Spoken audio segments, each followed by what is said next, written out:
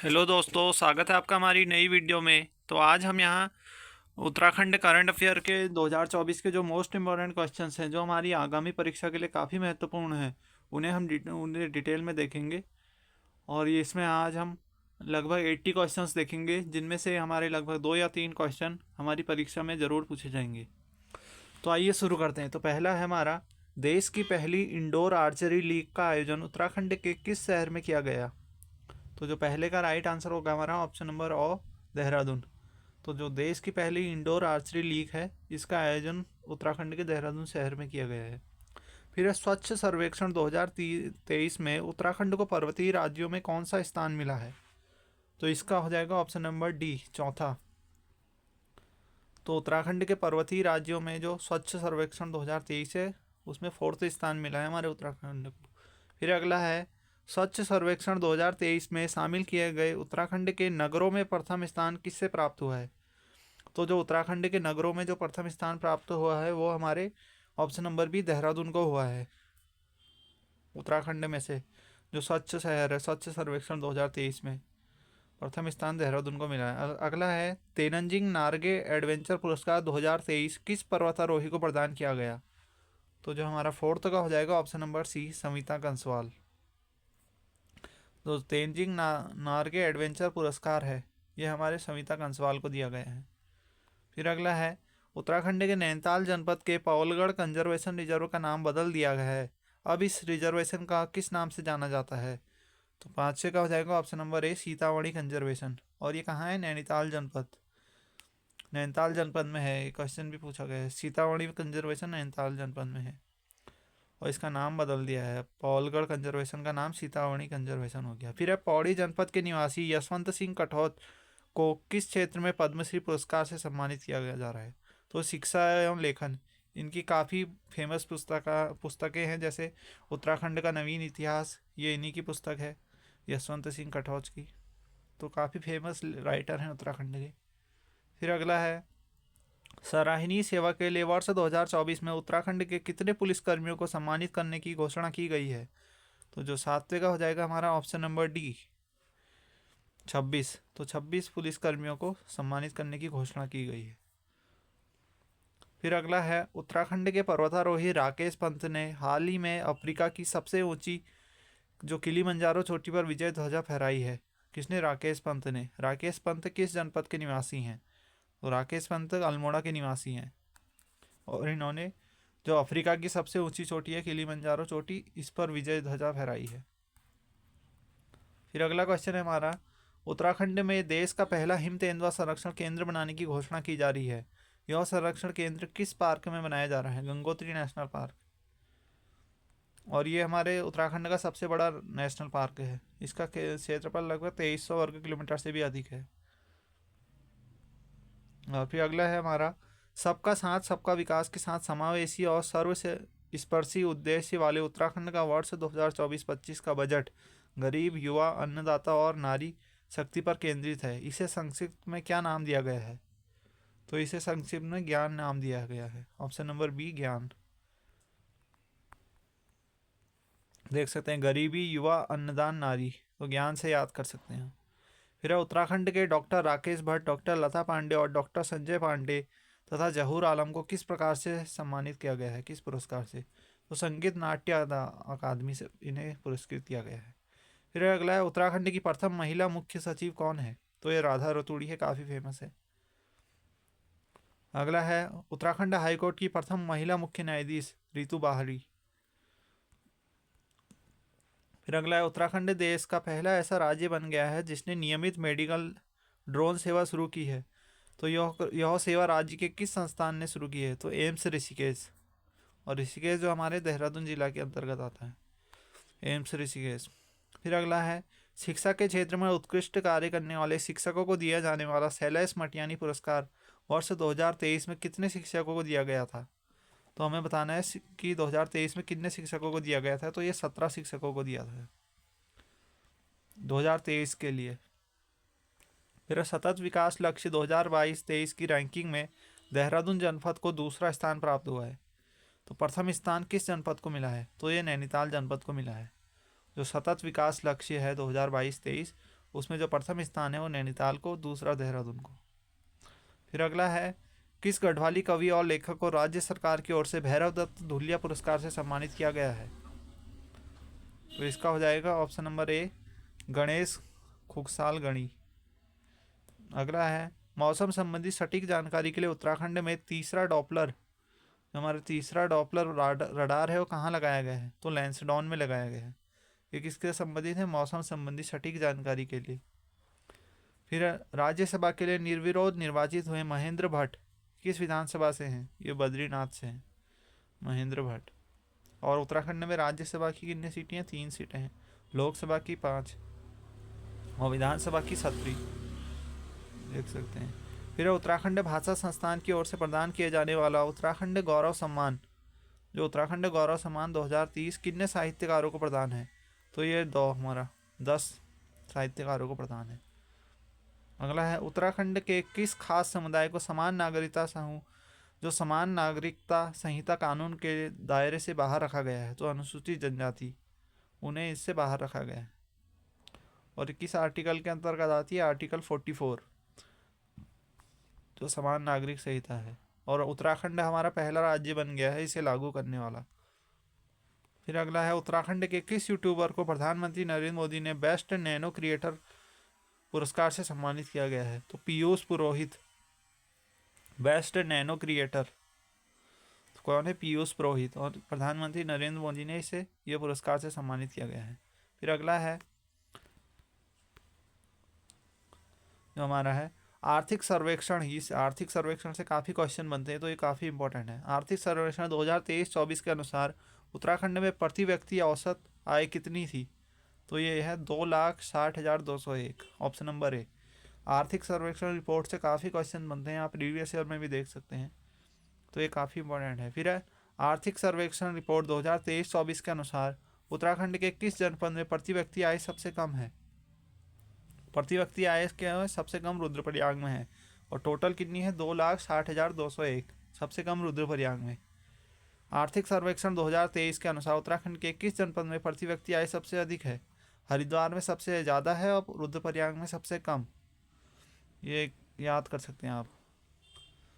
हरिद्वार में सबसे ज़्यादा और रुद्रप्रयाग में सबसे कम। फिर अगला है, मार्च 2024 में राज्य के किस नगर पंचायत को नगर पालिका का दर्जा दिया गया है? तो ये पुरोला। फिर उत्तराखंड क्रिकेट एसोसिएशन का अध्यक्ष किसे बनाया गया है? तो डॉक्टर गिरीश गोयल, इन्हें बनाया गया है। फिर अगला है, उत्तराखंड स्वच्छ गतिशीलता नीति किससे संबंधित है? तो ये डीजल वाहन से संबंधित है, स्वच्छ गतिशीलता नीति। लोकसभा चुनाव 2024 में उत्तराखंड को किस सीट पर सबसे कम यानी 46.94% मतदान हुए? तो ये है अल्मोड़ा।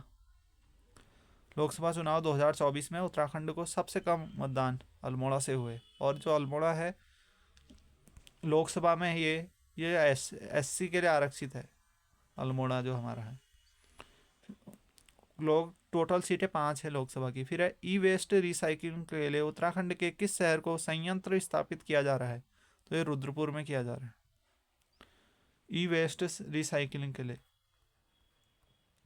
फिर नवाचारों को प्रोत्साहन देने के लिए पेटेंट फाइल करने में उत्तराखंड को देश में कौन सा स्थान मिला है? तो नवाचारों को प्रोत्साहन के लिए उत्तराखंड को 8वां स्थान मिला है। फिर है, black swan champion of the year 2024 पुरस्कार किसे सम्मानित किया गया है? तो आरुषि निशंक को इस पुरस्कार से सम्मानित किया गया है, black swan champion of the year 2014। फिर प्रधानमंत्री नरेंद्र मोदी के कविता संग्रह का गढ़वाली में अनुवाद किसने किया है? तो सुजाता डबराल ने किया है गढ़वाली में अनुवाद।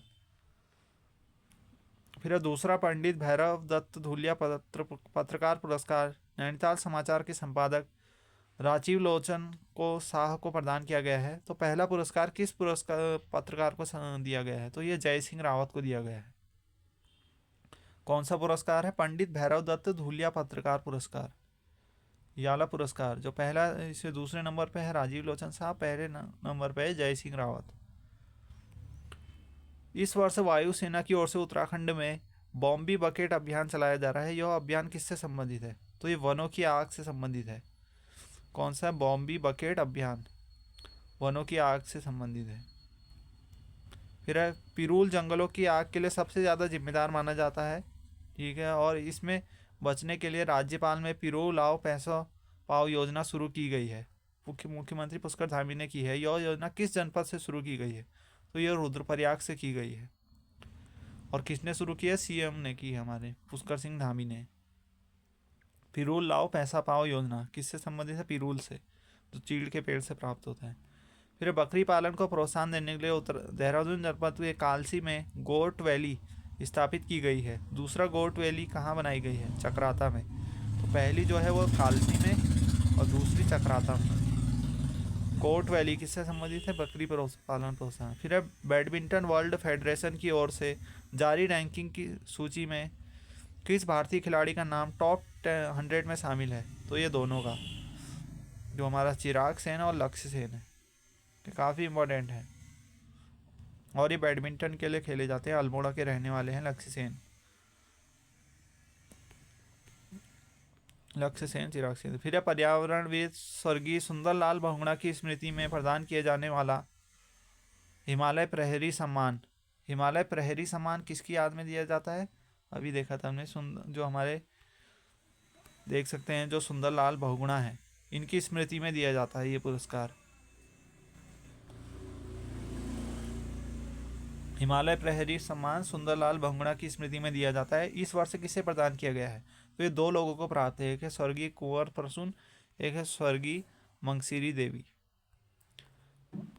साहित्य अकादमी का सर्वोच्च सम्मान पुरस्कार अकादमी फेलोशिप इस वर्ष उत्तराखंड के किस साहित्यकार को प्रदान किया गया? तो यह है रस्किन बॉन्ड। ये भी काफ़ी फेमस राइटर है, हमारे साहित्यकार हैं।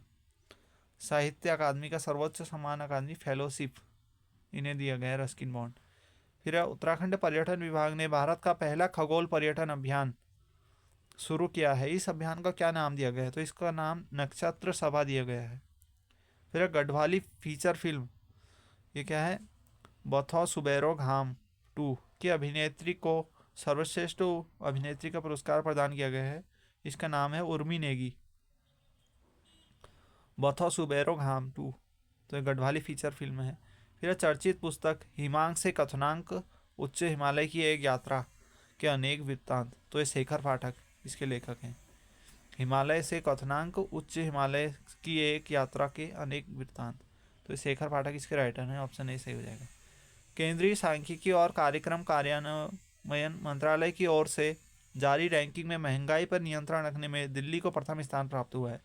उत्तराखंड को कौन सा स्थान प्राप्त हुआ है? तो तीसरा हुआ है। ये कौन है? रैंकिंग में महंगाई पर नियंत्रण रखने पर सबसे प्रथम स्थान है दिल्ली को और उत्तराखंड को तीसरा, ऐसे याद कर सकते हैं।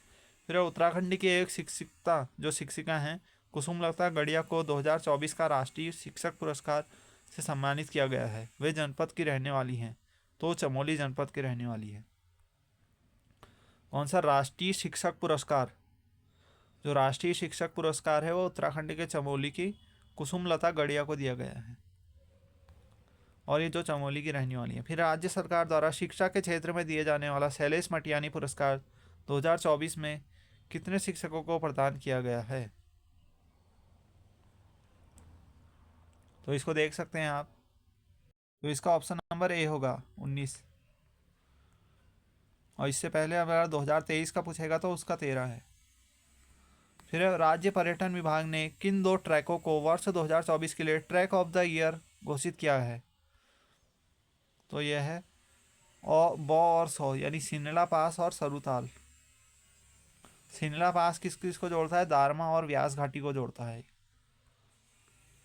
फिर है महिला सशक्तिकरण और बाल विभाग की ओर से वर्ष 2024 में कितनी महिलाओं को तीलू रौतेली पुरस्कार, तीलू 13 ऐसे आ सकते हैं, तो से तीलू तो से 13 महिलाओं को दिया गया है 2024 में। फिर महिला सशक्तिकरण और बाल विभाग की ओर से वर्ष 2024 में कितनी महिलाओं को आंगनबाड़ी पुरस्कार से सम्मानित किया गया है? तो ये 32 महिलाओं को किया गया है सम्मानित। आंगनबाड़ी पुरस्कार 32 महिलाओं को दिया गया है। फिर अगला है केंद्र सरकार की अमृत योजना 2 के तहत उत्तराखंड में कितने शहरों के लिए GIS बेस्ड मास्टर प्लान तैयार किया गया है? तो ये 23, इसका सही आंसर 23 होगा। 23 शहरों के लिए किया गया है। GIS best master plan. फिर है राज्य के किस जिला मुख्यालय में साइंस एंड इको पार्क बनाने की घोषणा की गई है? तो ये पौड़ी में की गई है। फिर है 21 से 23 अगस्त 2024 तक गैरसैंण में आयोजित राज्य विधानसभा के सत्र में कुल कितने विधेयक सदन में पेश किए गए थे? तो ये 7 विधेयक पेश किए गए थे। तो गैरसैंण है हमारी एक ग्रीष्मकालीन राजधानी है। फिर उत्तराखंड के 4 खिलाड़ियों ने पेरिस ओलंपिक में हिस्सा लिया है। तो उत्तराखंड के कितने खिलाड़ियों ने लिया है? 4 खिलाड़ियों ने पेरिस ओलंपिक में हिस्सा लिया है। राज्य सरकार ने प्रत्येक खिलाड़ी को कितनी प्रोत्साहन राशि प्रदान की? तो 50 लाख राशि प्रदान की है। वन विभाग की रिसर्च विंग ने 114 वर्षों के बाद आर्किटिड नामक दुर्लभ तितली की खोज की है। यह खोज कहाँ की गई है? तो जोलीकोट में की गई है। रिसर्च विंग ने 114 वर्ष आर्किटिड नामक। अगला है स्वतंत्रता दिवस के अवसर पर राज्य के कितने पुलिस कर्मचारियों और अधिकारियों को राष्ट्रपति पदक? ये 7। तो 7 पुलिस कर्मियों को दिया गया है राष्ट्रपति पदक। फिर 1 जुलाई 2024 को पूरे देश में 3 नए आपराधिक कानून लागू हुए। कानून के तहत उत्तराखंड का पहला मुकदमा कहाँ दर्ज किया गया? 1 जुलाई तो ये ज्वालापुर हरिद्वार में हुआ। फिर अंकिता ध्यानी उत्तराखंड की पहली महिला एथलीट बन गई है जिन्होंने ओलंपिक में हिस्सा लिया। अंकिता ध्यानी किस जनपद की निवासी है? तो ये पौड़ी। अंकिता ध्यानी भी पहली महिला एथलीट है जिन्होंने ओलंपिक में हिस्सा लिया। फिर नीति आयोग द्वारा जारी सतत विकास लक्ष्य सूचकांक में उत्तराखंड को केरल के साथ प्रथम स्थान मिला है। पिछले वर्ष उत्तराखंड किस स्थान पर था? तो तीसरे स्थान पर था। इस वर्ष कौन है? केरल और उत्तराखंड को पहला स्थान मिला है। उत्तराखंड की किस शख्सियत को लंदन में ग्लोबल ब्रिलियंस अवार्ड से सम्मानित किया गया है? तो ये नरेंद्र सिंह नेगी को लंदन में हमारे ग्लोबल ब्रिलियंस अवार्ड से सम्मानित किया गया है। फिर उत्तराखंड में सतत पर्यावरण उत्पादक सूचकांक जारी किया गया है। उत्तराखंड से पहले किस राज्य ने GEP सूचकांक जारी किया था? तो ये किसी ने नहीं किया था।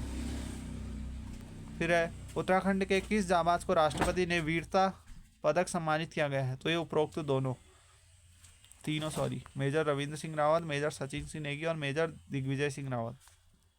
पर्यावरण वन जलवायु परिवर्तन के क्षेत्र में उल्लेखनीय योगदान के लिए किस वैज्ञानिक को लंदन यूनिवर्सिटी की ओर से फेलोशिप अवार्ड प्रदान किया गया है? तो डॉक्टर जयसी कुनियाल को। देश का पहला रोडेड्रॉन यानी बुरांश उद्यान कहाँ स्थापित किया गया है? तो ये मुनस्यारी में किया गया है। फिर उत्तराखंड के परमजीत बिष्ट, अंकिता ध्यानी और सूरज पंवार ने पेरिस ओलंपिक एथलीट में भाग लिया है। लक्ष्य सेन ने किस प्रतियोगिता में शामिल लिया है? तो ये बैडमिंटन से हैं लक्ष्य सेन, अल्मोड़ा जिले से। अगला है जरूरतमंदों को आयोडीन युक्त नमक उपलब्ध करवाने के लिए मुख्यमंत्री पुष्कर सिंह धामी ने नमक पोषण योजना उत्तराखंड में पुष्कर कब की थी? 6 जुलाई 2024 को। कहाँ से किया था? तो ये देहरादून से किया था।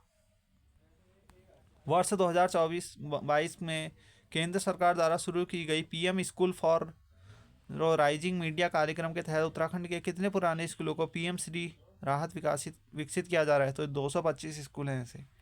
फिर भारतीय महिला टीम में जगह बनाने वाली टिहरी जनपद की राघवी बिष्ट का संबंध किस खेल से है? तो ये क्रिकेट खेल से है। मुख्यमंत्री पुष्कर सिंह धामी ने हाल ही में दिल्ली में राजीव रंजन सिंह की पुस्तक वो 17 दिन का लोकार्पण किया है। यह पुस्तक किस घटना पर आधारित है? तो ये सिलक्यारा टनल हादसा जो उत्तराखंड में हुआ था उस पर रिलेटेड है। वो 17 दिन राजीव रंजन सिंह की पुस्तक है। फिर कांता प्रसाद द्वारा निर्देशित गढ़वाली फिल्म मीठी माँ को आशीर्वाद किस विषय पर आधारित है? तो ये खान पान पर आधारित है, गढ़वाली फिल्म है। शैलेश मटियानी पुरस्कार राज्य पुरस्कार 2023 कितने शिक्षकों को प्रदान किया गया है? तो ये 19। उत्तराखंड में किस दिन बुग्याल संरक्षण दिवस मनाने की घोषणा की गई है? तो ये 2 सितंबर। और इसमें देख सकते हैं 2022 के लिए कब दिया जाता था? 2023 में, और वो 13 शिक्षकों को दिया गया था। फिर इसका 2 सितंबर हो जाएगा, बुग्याल संरक्षण दिवस 2 सितंबर। उत्तराखंड सरकार ने साहित्य गौरव के बाद अब साहित्य भूषण पुरस्कार देने की घोषणा की है। इस पुरस्कार में सम्मान स्वरूप कितनी धनराशि प्रदान की जाएगी? तो 5 लाख रुपए है इसमें। फिर 5वें उत्तराखंड राज्य ओलंपिक खेलों में पदक तालिका में देहरादून पहले स्थान पर रहा। सबसे कम पदक किस जनपद को मिले? तो ये उत्तरकाशी जनपद को मिले सबसे कम राज्य ओलंपिक खेल में। फर्स्ट में देहरादून है। फिर चेन्नई में आयोजित south Asian junior under 20 athletics champion में उत्तराखंड के किस खिलाड़ी को स्वर्ण पदक हासिल किया? तो प्रियांशु। और हमारा आज का लास्ट क्वेश्चन होगा, उत्तराखंड के किस व्यक्ति को 2023-24 का राजभाषा गौरव पुरस्कार प्रदान किया गया? तो प्रोफेसर गिरीश चंद्र जोशी। तो thanks for watching, please subscribe my channel. मिलते हैं अगली वीडियो में, तब तक के लिए गुड बाय।